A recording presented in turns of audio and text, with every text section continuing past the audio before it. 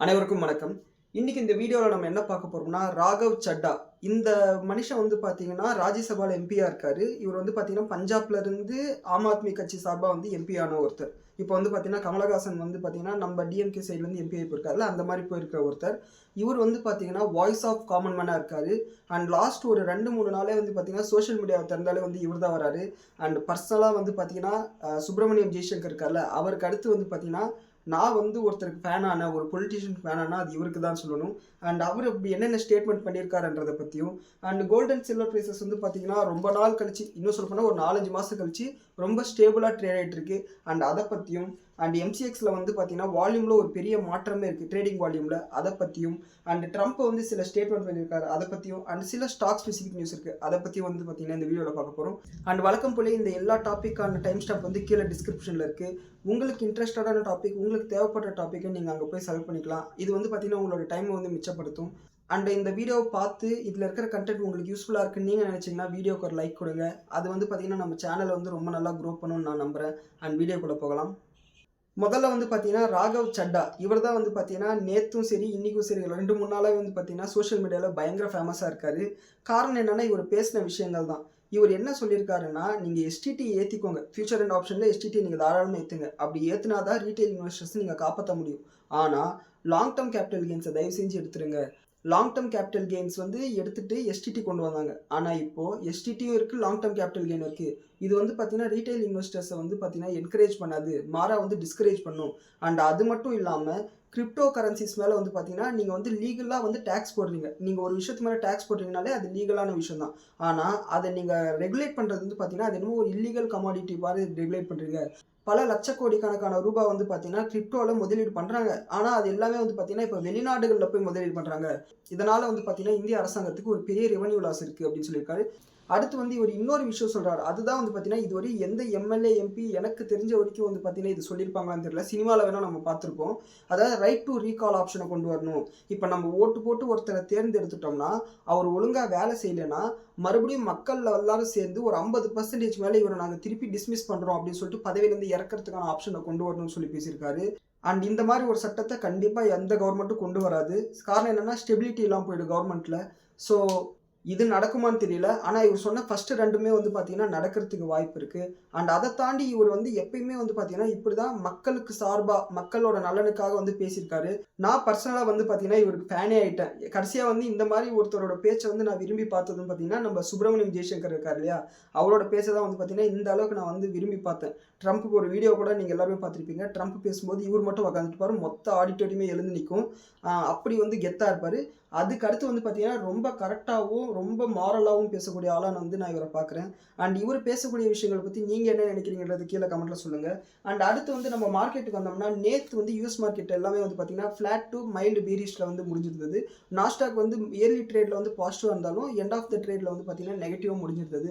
And அது வந்து பார்த்தீங்கன்னா, நம்ம மார்க்கெட்லயும் ரிஃப்ளெக்ட் ஆச்சு. காலையில வந்து நிஃப்டி வந்து பார்த்தீங்கன்னா, மைல்டு கேப் அப்ல ஓப்பன் ஆனாலும், அதுக்கப்புறம் வந்து பார்த்தீங்கன்னா, கம்ப்ளீட் கன்சாலிடேஷன்ல தான் இருந்தது. ஒரு 100 பாயிண்ட்குள்ளார தான் சுத்திட்டு இருந்தது. லாஸ்ட் ஒரு 3 நாளாவே வந்து பார்த்தீங்கன்னா, திங்கள், செவ்வாய், புதன், இன்னைக்கு புதன்கிழமை பார்த்தீங்கன்னா, நிஃப்டியா இருக்கட்டும், ஓவரால் மார்க்கெட்டா இருக்கட்டும், ரொம்பவுமே வந்து பார்த்தீங்கன்னா, ஒரு டைட் ரேஞ்ச்ல இருக்கு. இது ஈக்விட்டி மார்க்கெட்ல மட்டும் இல்ல, கமாடிட்டீஸ்ல கூட வந்து பார்த்தீங்கன்னா, கோல்ட் அண்ட் சில்வர்ல ஒரு டைட் ரேஞ்சாவே இருக்கு. யூசுவலா வந்து பார்த்தீங்கன்னா, ஒரு பழமொழி இருக்குல்ல, புயலுக்கு முன் அமைதி, புயலுக்கு பின் அமைதின்னு சொல்லிட்டு, இது முன்னா பின்னான்னு தெரியல. ஸோ மேக்ஸிமம் வந்து இது பின் அமைதின்னு நினைப்போம். காரணம் என்னன்னா, பட்ஜெட் மாதிரியான பெரிய ஈவெண்ட் எல்லாம் முடிஞ்சதுக்கப்புறம் volatility, gap up, gap down எல்லாம் முடிஞ்சு, இப்போ வந்து இந்த அமைதி இருக்குன்னு சொல்லிட்டு நம்ம நம்புவோம். அண்ட் நம்ம நேத்து வீடியோல சொன்ன மாரி, அடுத்த பெரிய ஈவெண்ட்ஸ் எதுவும் இல்லன்றதுனால பார்த்தீங்கன்னா, மார்க்கெட்டும் ரொம்ப சட்டிலா வந்து டீல் பண்ணிட்டு இருக்கு. அண்ட் ஜியோபாலிட்டிக்கலா வந்து பார்த்தீங்கன்னா, ட்ரம்ப் வந்து பார்த்தீங்கன்னா, சில ஸ்டேட்மெண்ட் குடுத்திருக்காரு. எக்கனாமிக் குரோத் அமெரிக்கால வந்து பார்த்தீங்கன்னா, 15லேருந்து 20% நான் கொண்டு வருவேன். அது மட்டும் இல்லாம டவ் ஜோன்ஸ வந்து பார்த்தீங்கன்னா, 1,00,000 பாயிண்ட்ஸ தாண்டி கொண்டு போவேன். இப்ப இருக்கிறதுல இருந்து டபுள் ஆக்குவேன். என்னோட டெர்ம் முடியறதுக்குள்ளாருன்னு சொல்லியிருக்காரு. அண்ட் இது வந்து எந்த அளவுக்கு பாசிபிலிட்டின்னு தெரியல. யூசுவலா வந்து பொலிட்டீஷியன்ஸ் வந்து மக்கள கவர்றதுக்காக இந்த மாரி பேசுறது தான். ஸோ அத வந்து பார்த்தீங்கன்னா, நம்ம அப்படிதான் எடுத்துக்கணும். அண்ட் அடுத்து வந்து பார்த்தீங்கன்னா, ட்ரம்ப்பும், ஜி ஜின்பிங்கும் வந்து பார்த்தீங்கன்னா, ஏப்ரல் 1 முதல் வாரம் வந்து பார்த்தீங்கன்னா, மீட் பண்ண போறாங்க. அப்படி அவங்க மீட் பண்ணும்போது பார்த்தீங்கன்னா, பெரிய ஒரு மூவ்மெண்ட் வந்து நம்ம மார்க்கெட்ல, கமாடிட்டி மார்க்கெட்ஸ்ல எல்லாத்துலயுமே பார்க்கலாம். அண்ட் இந்த மீட்டிங்க்கு முன்னாடியே வந்து பார்த்தீங்கன்னா, நேத்து வீடியோல நம்ம பேசியிருந்தோம். சைனா வந்து யூஎஸ் ட்ரெஷரிஸை வந்து டம்ப் பண்ணிட்டு இருக்காங்கன்னு சொல்லிட்டு. ஸோ இது எல்லாமே வந்து பார்த்தீங்கன்னா ஒரு அன்சர்டனிட்டியை நோக்கி போயிட்டுருக்கு. அண்ட் அடுத்து வந்து பார்த்தீங்கன்னா ஈரானுக்கும் அமெரிக்காவுக்கும் நடுவில் பேச்சுவார்த்தை போயிட்டுருக்குல்ல, ஒருவேளை இந்த பேச்சுவார்த்தை சுமூகமாக முடியலைன்னா இன்னொரு ஏர்கிராஃப்ட் கேரியரை வந்து அனுப்பலாம் அப்படின்னு சொல்லிட்டு ட்ரம்ப் முடிவு பண்ணியிருக்கிறதா சில நியூஸ் ரிப்போர்ட் சொல்கிறாங்க. ஸோ அது நடந்துச்சுன்னா மறுபடியும் கோல்டு ப்ரைஸஸ் அப்புறம் க்ரூட் ஆயில் ப்ரைஸஸ் எல்லாம் வந்து இன்க்ரீஸ் ஆகிறதுக்கு வாய்ப்பு இருக்குது. ஸோ அதை வந்து நம்ம கொஞ்சம் க்ளோஸாக வாட்ச் பண்ணணும். அண்ட் நம்ம மார்க்கெட் பொறுத்தவரையும் பார்த்தீங்கன்னா இன்றைக்கி வந்து ஓவராலாக வந்து ரொம்ப ஒரு டைட் ரேஞ்சுக்குள்ளாக தான் ட்ரேட் ஆகிட்டு இருந்தது. அண்ட் எஃப்ஐஐஸ் வந்து பார்த்தீங்கன்னா நேற்று வந்து பையர்ஸாக இருந்தாங்க கேஷ் மார்க்கெட்டில். அண்ட் அவங்களோட இண்டெக்ஸ் பொசிஷன்ஸில் டெரிவேட்டிவ் பொசிஷனில் வந்து பார்த்தீங்கன்னா அவங்களோட ஷார்ட் பொசிஷன் வந்து 78 கிட்ட கொண்டு வந்துட்டாங்க. இது எல்லாமே வந்து பார்த்தீங்கன்னா எஃப்ஐஐஸும் வந்து பார்த்தீங்கன்னா புல்லிஷாக மாறுறாங்கன்றது தான் காமிக்குது. ஸோ அடுத்த சில மாதங்களில் வந்து பார்த்தீங்கன்னா நம்ம இந்த 1.5 வருஷத்துக்கான பேஷன்ஸ்க்கான பலனை வந்து நம்ம அனுபவிப்போம்னு சொல்லிட்டு நம்ம எதிர்பார்க்கலாம். அண்ட் கோல்டு அண்ட் சில்வர் ப்ரைஸஸ்க்கு வந்தோம்னா நம்ம ஆரம்பத்திலே சொன்ன மாதிரி தான் ரொம்ப ஃப்ளாட்டாக இருக்குது, பெருசாக வாலட்டிலிட்டி இல்லை. அண்ட் எம்சிஎக்ஸ்லேருந்து ஒரு அப்டேட் என்னென்னா இந்த பிப்ரவரி மாதம் ட்ரேடிங் வால்யூம் வந்து பெரிய அளவில் வந்து குறைஞ்சிருக்குன்னு சொல்கிறாங்க. கிட்டத்தட்ட 40% வந்து ட்ரேடிங் வால்யூம் குறைஞ்சிருக்குன்னு சொல்கிறாங்க. இந்த அளவுக்கு குறையிறதுக்கு என்ன காரணம்னா எம்சிஎக்ஸ் வந்து பார்த்தீங்கன்னா மார்ஜின் இன்க்ரீஸ் பண்ணாங்க. கோல்டு கான்ட்ராக்ட்ஸ் வந்து பார்த்தீங்கன்னா 30% வந்து மார்ஜின் அதிகமாக கட்டணும்னு சொன்னாங்க. முன்ன வந்து ஒரு லாட் கோல்டு சேல் பண்ணுறதுக்கு ₹1,00,000 தேவைன்னா இப்போ 1,30,000 35,000 வரையும் தேவைப்படுது ஒரு லாட் சேல் பண்ணுறதுக்கு. ஸோ மார்ஜின் இன்க்ரீஸ் பண்ணும்போது ஆட்டோமேட்டிக்காக வந்து வால்யூம்ஸ் குறையும். ஸோ இந்த மார்ஜின் இன்க்ரீஸ் வந்து பார்த்தீங்கன்னா கோல்டு அண்ட் சில்வர் ப்ரைஸஸில் இருக்க வாலட்டிலிட்டி காரணமாக அவங்க வந்து இன்க்ரீஸ் பண்ணாங்க. இதனால் வந்து பார்த்தீங்கன்னா கோல்டோட வால்யூம் வந்து 28%, சில்வரோட வால்யூம் வந்து 51%, நேச்சுரல் கேஸோட வால்யூம் 57% வந்து குறைஞ்சிருக்கு. ஸோ வரும் நாட்களில் வந்து பார்த்தீங்கன்னா எம்சிஎக்ஸில் ஒரு சூப்பரான ஒரு கரெக்ஷனை நம்ம எதிர்பார்க்கலாம். அதில் வந்து எனக்கு மாற்று கருத்து இல்லை. அண்ட் அது மட்டும் இல்லாமல் சடன் வாலட்டிலிட்டி காரணமாக ட்ரேடர்ஸும் வந்து பார்த்தீங்கன்னா பயங்கரமான பணத்தை வந்து லூஸ் பண்ணியிருப்பாங்க. இதுவும் வந்து பார்த்தீங்கன்னா இதுக்கு மேலே வந்து நம்ம கோல்டில் ட்ரேட் பண்ணுமா சில்வரில் ட்ரேட் பண்ணுமான்ற ஒரு மைண்ட் செட்டுக்கு வந்து ட்ரேடர்ஸை கொண்டு போயிருக்கும். ஆனால் அதே சமயம் வந்து பார்த்தீங்கன்னா கோல்டுலையும் சில்வர்லையும் இன்வெஸ்ட் பண்ணக்கூடிய இன்வெஸ்டர்ஸோட அளவு அதிகமாக இருக்குது. ட்ரேடர்ஸோட அளவு குறைஞ்சிருக்கு, ஆனால் இன்வெஸ்டர்ஸோட அளவு அதிகமாக இருக்குது. இதை நல்லா நீங்கள் புரிஞ்சுக்கணும். அதாவது gold ETFs gold and silver ETF வந்து மொத்தமாக பார்க்கும்போது அதனோட அசட் அண்டர் மேனேஜ்மெண்ட் வந்து 3 லட்சம் கோடியை தாண்டி இருக்குது. அதாவது இந்த கோல்டு பீஸு சில்வர் பீஸ் மாதிரி இருக்குல்ல, இந்த இடிஎஃபோட வேல்யூவேஷன் வந்து பார்த்தீங்கன்னா 3 லட்சம் கோடியை வந்து தாண்டி இருக்குன்னு சொல்லியிருக்காங்க. அண்ட் இது வந்து பார்த்தீங்கன்னா இன்வெஸ்டர்ஸ் வந்து ஈக்விட்டி மார்க்கெட்டை விட மெட்டல்ஸில் வந்து பெருசாக நம்பிக்கை காமிக்கிறாங்கன்றது தான் காமிக்குது. மேபி இந்த டேட்டா வந்து பார்த்தீங்கன்னா பிப்ரவரி மந்த் வந்து மாறுறதுக்கு வாய்ப்பு இருக்குது. காரணம் என்ன, கோல்டு அண்ட் சில்வர் ப்ரைஸஸில் ஒரு டீசெண்டான கரெக்ஷன் பார்த்தோம். ஸோ இவங்களோட ப்ரைஸஸ் குறையும் போது வந்து பார்த்தீங்கன்னா இவங்களோட அசட் அண்டர் மேனேஜ்மெண்ட்டும் குறையிறதுக்கு வாய்ப்பு இருக்குது. ஸோ பொறுத்திருந்து பார்ப்போம்.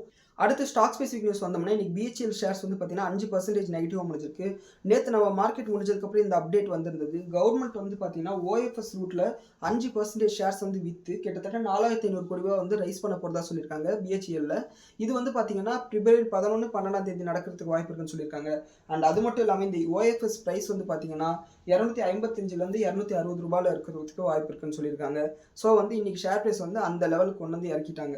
கவர்மெண்ட் வந்து மேக்ஸிமம் ஷேர்ஸை ஹோல்ட் பண்ணக்கூடிய கம்பெனிஸில் வந்து எப்பயுமே இந்த ரிஸ்க் இருக்கும். நீங்கள் எந்த கம்பெனியாக வேணால் எடுத்துக்கோங்க, எல்ஐசியாக இருக்கட்டும் இல்லை வேறு ஏதாவது கோல் இந்தியாவாக இருக்கட்டும், எந்த கம்பெனியாக எடுத்துக்கிட்டோம். நம்ம பிசிசிஎல் வீடியோ பண்ணும்போது கூட சொல்லியிருந்தோம், எப்போல்லாம் கவர்மெண்ட் வந்து ஓஎஃப்எஸ் ரூட்டில் வந்து ஷேர்ஸை செல் பண்ணுறாங்களோ அப்போ டிஸ்கவுண்ட்டில் வந்து செல் பண்ணுவாங்க.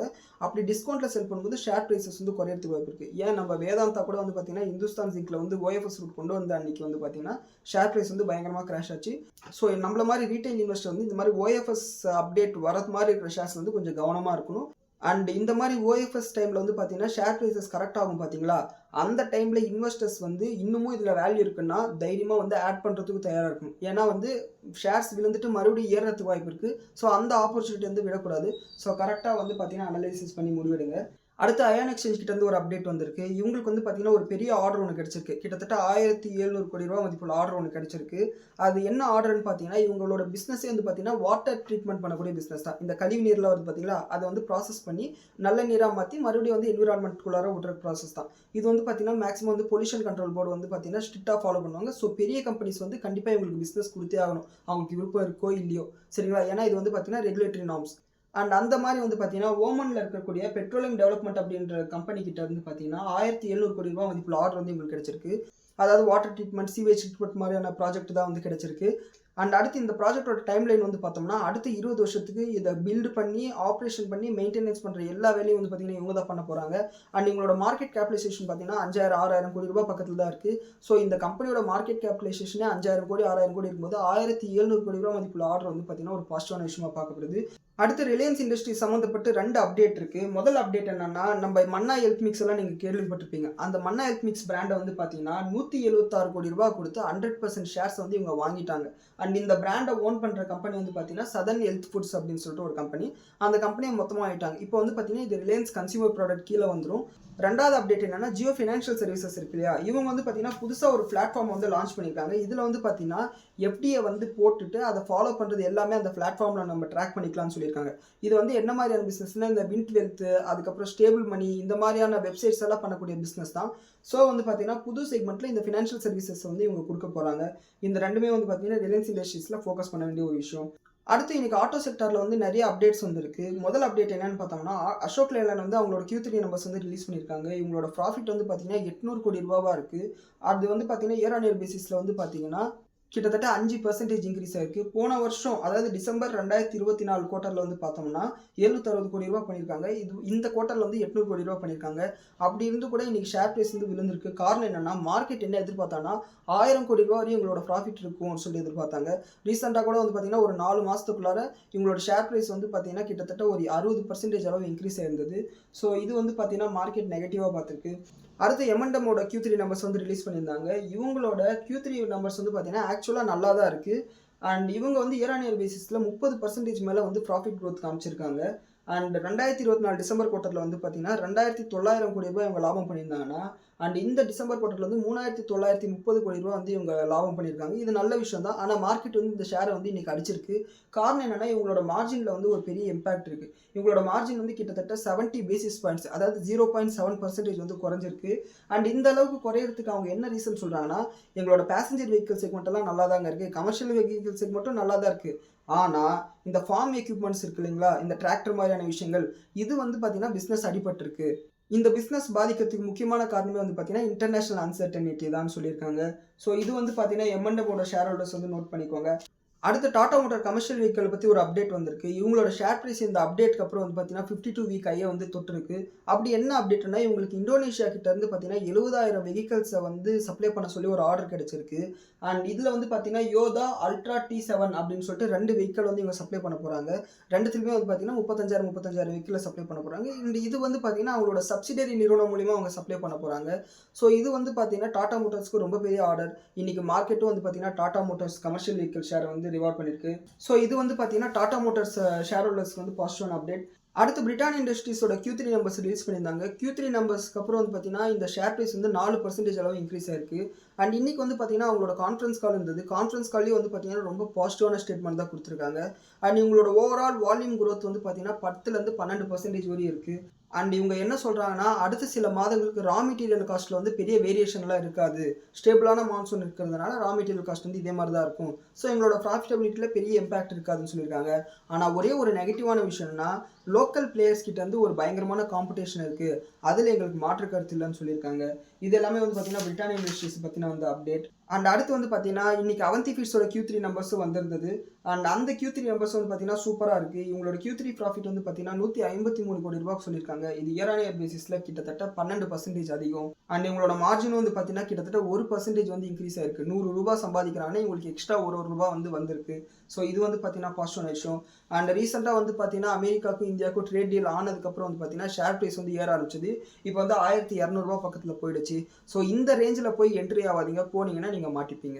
அண்ட் இப்போ நம்ம பேசிட்டு இருக்கிற இந்த நிமிஷம் வரையும் வந்து பார்த்தீங்கன்னா, FIDA டேட்டா வந்து ரிலீஸ் ஆகலை. ஒன்ஸ் அந்த டேட்டா ரிலீஸ் ஆன உடனே வந்து பார்த்தீங்கன்னா, கீழே கமெண்ட் செக்ஷனில் கொடுக்குறேன், நீங்கள் வந்து பார்க்கலாம். அண்ட் இந்த வீடியோவில் உள்ள தகவல்கள் வந்து உங்களுக்கு யூஸ்ஃபுல்லாக இருந்திருக்கும் நான் நம்புகிறேன். நன்றி, வணக்கம்.